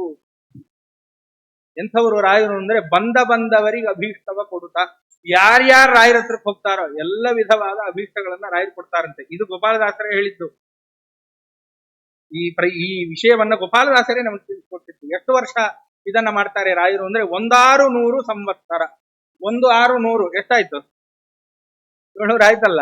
ಅವರೇ ನಮಗೆ ತೋರಿಸಿಕೊಟ್ಟಿದ್ದಾರೆ ಮಹಾನುಭಾವರು. ಅಂದ್ರೆ ಜೀವಂತವಾಗಿ ವೃಂದಾವನ ಪ್ರವೇಶ ಮಾಡಿದ್ದಾರೆ ಮಹಾನುಭಾವರು ಅನ್ನುವ ಒಂದು ಸೂಕ್ಷ್ಮ ವಿಷಯವನ್ನ ಇಲ್ಲಿ ಅಡಗಿಸಿಟ್ಟಿದ್ದಾರೆ ಗೋಪಾಲದಾಸಾರ್ಯರು. ಅಂದ್ರೆ ಗೋಪಾಲದಾಸರ ದೇವರನಾಮ ಅನ್ನೋದು ಇತಿಹಾಸವನ್ನು ಹೇಳುತ್ತೆ, ಉತ್ತಮವಾದ ಗುರುಗಳ ಮಹಾತ್ಮ್ಯವನ್ನು ಹೇಳುತ್ತೆ, ಗುರುಗಳ ಕಾರುಣ್ಯ ಎಲ್ಲವನ್ನು ತಿಳಿಸಿಕೊಡುತ್ತೆ. ಅಷ್ಟು ತೂಕ ಆ ಗೋಪಾಲದಾಸರ ದೇವರನಾಮದಲ್ಲಿದೆ. ಅದಕ್ಕೆ ನೋಡ್ರಿ, ಬಂದವರಿಗೆ ಅಭೀಷ್ಟವ ಕೊಡುತ್ತಾ 100 ಸಂವತ್ಸರ ವೃಂದಾವನದಲ್ಲಿ ಚಂದಾಗಿ ಮೆರೆವ ಕೃಪಾ ಸಿಂಧು. ಇವತ್ತು ನಾವು ಕಾಣ್ತಾ ಇದ್ದೇವೆ. ಈ ರೀತಿಯಾಗಿ ರಾಘವೇಂದ್ರ ಗುರು ಸಾರ್ವಭೌಮರನ್ನು ವಿಶೇಷವಾಗಿ ಹೊಗಳಿದ್ದಾರೆ. ವಿಜಯದಾಸಾರ್ಯರು ಹೊಗಳಿದ್ದಾರೆ. ಅವರ ಶಿಷ್ಯರಾದ ಗೋಪಾಲದಾಸರೂ ಸಹಿತ ಅನೇಕ ವಿಧವಾಗಿ ಆ ಗುರು ಸಾರ್ವಭೌಮರನ್ನ, ರಾಘವೇಂದ್ರ ಗುರು ಸಾರ್ವಭೌಮರನ್ನ ಹೊಗಳಿದ್ದಾರೆ. ಅವರೇ ಕೊಟ್ಟಂತಹ ಪದ್ಯವೇ. ಇನ್ನೊಂದು ಪದ್ಯವನ್ನು ಅವರೇ ಅಲ್ವಾ ಮಾಡಿರೋದು. ಯಾವುದು? ಗುರು ರಾಘವೇಂದ್ರ ನಿಮ್ಮ ಛತ್ರ ಛಾಯೆಯಲ್ಲಿ ನಾನಿದ್ರೆ ಯಾವುದರಿಂದಲೂ ಕೂಡ ನನಗೆ ಗೋಪಾಲ ವಿಠಲನ ಆಣೆ, ಅವರೇ ಅಲ್ವಾ ಹೇಳಿರೋದು. ಆದ್ರಿಂದ ರಾಘವೇಂದ್ರ ಗುರು ಸಾರ್ವಭೌಮರ ಛತ್ರಛಾಯದಲ್ಲಿ ನಾವಿದ್ವಿ ಅಂತಾದ್ರೆ ನಮಗೇನಾಗೋದಿಲ್ಲ, ಯಾವುದೇ ರೀತಿಯ ಭೀತಿ ನಮಗಿಲ್ಲ. ಇದಕ್ಕೆ ಯಾರ್ದ ಆಣೆ? ಗೋಪಾಲ ವಿಠಲನ ಆಣೆ. ಯಾರು ಗೋಪಾಲ ವಿಠಲನ ಆಣೆ ಅಂದ್ರೆ ನಾವು ಹೇಗೆ ತಿಳ್ಕೊಳ್ಬೇಕು ಇದನ್ನ? ಗೋಪಾಲ ವಿಠಲ ಅಂದ್ರೆ ಸಾಕ್ಷಾತ್ ನರಸಿಂಹ. ಅವನೇ ಇದಕ್ಕೆ ಶಾಸನ ಮಾಡಿ ಹಾಕಿದ್ದೇ ನರಸಿಂಹದೇವರು. ಹೆಂಗಿದು ಅಂತಂದ್ರೆ, ರಾಘವೇಂದ್ರ ಗುರು ಸಾರ್ವಭೌಮರು ಸಾಕ್ಷಾತ್ ಪ್ರಹ್ಲಾದ ರಾಜರ ಅವತಾರಭೂತರು ಅಲ್ವಾ. ಪ್ರಹ್ಲಾದ ರಾಜರಿಗೆ ನರಸಿಂಹ ಏನಂತ ವರ ಕೊಟ್ಟ? ಮಾಂಚ ಸ್ಮರನ್ ನಿತ್ಯಂ ಕರ್ಮ ಬಂಧಾತ್ ವಿಮುಚ್ಯತೆ. ಅಲ್ಲಿಯ ವಿಷಯವನ್ನು ತಿಳಿಸಿಕೊಡ್ತಾ ಇದ್ದಾರೆ ಮಹಾನುಭಾವರು. ಅದರಿಂದ ಯಾರು ನಿನ್ನನ್ನ ಸ್ಮರಣೆ ಮಾಡ್ತಾರೋ, ಕಲಿಯುಗದಲ್ಲಿ ನಿನ್ನನ್ನ ಯಾರು ಅನುಸರಿಸ್ತಾರೋ, ಆದ್ರಿಂದ ನಿನ್ನನ್ನ ಯಾರು ಸ್ಮರಣೆ ಮಾಡ್ತಾರೋ ಅವರನ್ನ ಈ ಕರ್ಮ ಬಂಧನ ಏನು ಈ ಒಂದು ಸಂಸಾರದಲ್ಲಿ ಬಿದ್ದಿದ್ದಾರಲ್ಲ, ಅದರಿಂದ ನಾನು ಮೋಚನೆ ಮಾಡ್ತೇನೆ, ಅವರನ್ನ ತೆಗೆದು ಮೋಕ್ಷವನ್ನ ಕೊಡ್ತೇನೆ ಅಂತ ಸಾಕ್ಷಾತ್ ನರಸಿಂಹದೇವರು ಹಾಕಿದಂತಹ ಶಾಸನ. ಸರಿ, ನರಸಿಂಹದೇವರು ಹಾಕಿದ್ರಾಯ್ತು, ಅದಕ್ಕೆ ಇವ್ರನ್ನ ಅನುಸರಿಸಬೇಕು ಅಂದ್ರೆ ಏನು? ಇದನ್ನ ಹೆಂಗ್ ಒಪ್ಪೋದು ನಾವು ಅಂದ್ರೆ, ಪ್ರಹ್ಲಾದರಾಜರೇ ಭಾಗವತದಲ್ಲಿ ಹೇಳಿದ್ದಾರೆ, ನೈತಾನ್ ವಿಹಾಯ ಕೃಪಣಾನ್ ವಿಮುಕ್ತಿ ಏಕಃ. ಸ್ವಾಮಿ ನರಸಿಂಹ, ನಾನು ಒಬ್ಬನೇ ಮೋಕ್ಷಕ್ಕೆ ಬರೋದಿಲ್ಲ, ಕೃಪಣರು ನಮ್ಮವರೆಲ್ಲ ಇದ್ದಾರೆ, ಅವರನ್ನು ಕರ್ಕೊಂಡು ಮೋಕ್ಷಕ್ಕೆ ಬರ್ತೇನೆ, ಅವರೇ ಹೇಳಿದ್ದಾರೆ. ಆದ್ರಿಂದನೇ ಇಷ್ಟೆಲ್ಲ ವಿಷಯಗಳನ್ನ, ಭಾಗವತದಲ್ಲಿದ್ದ ವಿಷಯಗಳನ್ನ ತಲೆಯಲ್ಲಿ ಇಟ್ಟುಕೊಂಡಂತಹ ಗೋಪಾಲದಾಸರು ಏನ್ ಹೇಳಿದ್ರು? ರಾಘವೇಂದ್ರ ಗುರು ಸಾರ್ವಭೌಮರ ಛತ್ರ ಛಾಯೆಯಲ್ಲಿ ನಾವಿದ್ವಿ ಅಂದ್ರೆ ನಿದ್ರೆಯಲ್ಲಿಯೂ ಭೀತಿ ನನಗಿಲ್ಲ, ಗೋಪಾಲ ವಿಠನ ನಾಣೆ. ಯಾಕೆ? ಒಂದು ಪ್ರಹ್ಲಾದರಾಜರೇ ನಾನು ಒಬ್ಬನೇ ಬರೋದಿಲ್ಲ ಅಂತ ಹೇಳಿಬಿಟ್ಟಿದ್ದಾರೆ. ಆದ್ರಿಂದ ಅವರನ್ನ ನಾವು ಅನುಸರಿಸಿದ್ವಿ ಅಂತಾದ್ರೆ ಕೃಪಣರಾದ ನಮ್ಮನ್ನು ಉದ್ಧಾರ ಮಾಡಿ ಕರ್ಕೊಂಡು ಹೋಗ್ತಾರೆ. ಅಷ್ಟೇ ಅಲ್ಲಪ್ಪ, ಆಣೆ ಯಾಕೆ? ಗೋಪಾಲ ವಿಠಲನ ಆಣೆ ಯಾಕೆ ಅಂತಂದ್ರೆ ನರಸಿಂಹದೇವರೇ ಶಾಸನ ಮಾಡಿ ಕೊಟ್ಟಿದ್ದಾರೆ. ಮಾಂಚ ಸ್ಮರ ನಿತ್ಯಂ ಕರ್ಮ ಬಂಧಾದ್ ವಿಮುಚ್ಯತೆ ಅಂತ. ಅದಕ್ಕೋಸ್ಕರ ನರಸಿಂಹದೇವರ ಶಾಸನವೂ ಇದೆ, ಪ್ರಹ್ಲಾದರಾಜರ ಮಾತು ಇದೆ.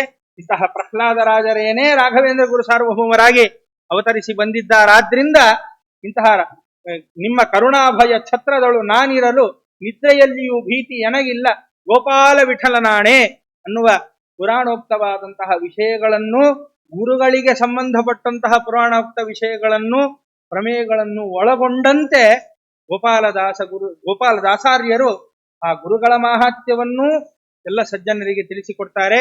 ಸಾಕ್ಷಾತ್ ಪರಮಾತ್ಮನ ಗುಣ ಮಾಹಾತ್ಮ್ಯಗಳನ್ನು ಕೂಡ ಇಡೀ ಜಗತ್ತಿನ ಸಜ್ಜನ ಸಮುದಾಯಕ್ಕೆ ಕೊಟ್ಟಂತಹ ಮಹಾನುಭಾವರೇನೆ ನಮ್ಮ ಗೋಪಾಲದಾಸಾರ್ಯರು. ಅಂಥವರನ್ನ ಪಡೆದ ನಾವೇ ಧನ್ಯರು. ಇವತ್ತೆರಡು ವಿಷಯ ಏನಿಲ್ಲ, ಅವ್ರದ್ದು ಏನ್ ಚಿಂತನೆ ಆಗಿದೆ ಅವರ ಮಾತು ಬಹಳಷ್ಟು ಪುಣ್ಯ ವಿಶೇಷದಿಂದ ಆಗಿದೆ ಅಂತ ನಾವು ತಿಳ್ಕೊಳ್ಬೇಕು. ಇಲ್ಲೋದ್ರೆ ಹೇಳುವ ಯೋಗ್ಯತೆ ನನ್ನದಲ್ಲ. ನಾನೇನು ಹೇಳ್ತೇನೆ, ಗೋಪಾಲದಾಸರ 2 ಮಾತುಗಳನ್ನು ಹೇಳುವ ಯೋಗ್ಯತೆ ನಮಗುಂಟಾ? ಖಂಡಿತ ಇಲ್ಲ. ಆದರೂ ಆ ಮಗು ಮಂತ್ರ ಬರದೇ ಇದ್ರೂ ಕೂಡ ಅದೇನು ತಪ್ಪಾಗಿ ಹೇಳಿದ್ರು ತಂದೆ ತಾಯಿ ಸಂತೋಷ ಪಡುವಂತೆ ಕೊಡ್ತಾರೆ ಎನ್ನುವ ಒಂದು ನಂಬಿಕೆಯಿಂದ ಹೇಳುವ ಧೈರ್ಯವನ್ನು ಮಾಡಿದ್ದೇನೆ. ಆದ್ರಿಂದ ನಮಗೆ ಆ ಯೋಗ್ಯತೆ ಇಲ್ಲದಿದ್ರೂ ಏನು, ಇವತ್ತು ನಾವು ಸ್ವಲ್ಪ ಹೊತ್ತಾಯ್ತು, ಸ್ವಲ್ಪ ತಡವಾಗಿ ಬಂದೆ, ಸ್ವಲ್ಪ ಹೊತ್ತು ಏನು ಈ ಗೋಪಾಲದಾಸರ ಏನು ಅವರು ವರ್ಣನೆ ಮಾಡಿದ ಈ ದೇವರನಾಮದ ಒಂದು ಅರ್ಥ ಚಿಂತನೆಯನ್ನು ಮಾಡಿದ್ದೇವೋ, ಈ ಚಿಂತನೆಯಿಂದ ಗೋಪಾಲದಾಸ ಗುರುವಂತರ್ಗತ ಅಸ್ಮತ್ ಗುರುವಂತರ್ಗತ ಗೋಪಾಲದಾಸ ಗುರುವಂತರ್ಗತ ರಾಘವೇಂದ್ರ ತೀರ್ಥ ಗುರುವಂತರ್ಗತ ಭಾರತೀಯ ರಮಣ ಮುಖ್ಯ ಪ್ರಾಣಾಂತರ್ಗತನಾದಂತಹ ಅವರೇ ಇಷ್ಟಪಟ್ಟು ಹೋದಂತಹ ಜಾಗ ತಿಮ್ಮಪ್ಪ. ಆದ್ರಿಂದ ಅಂತಹ ವೆಂಕಟೇಶ ದೇವರಲ್ಲಿ ನನ್ನ ಈ ಮಾತುಗಳನ್ನ ಸಮರ್ಪಣೆ ಮಾಡ್ತೇನೆ. ಶ್ರೀಕೃಷ್ಣಾರ್ಪಣಮಸ್ತು, ಶ್ರೀ ಮಧ್ಯೇಶಾರ್ಪಣಮಸ್ತು.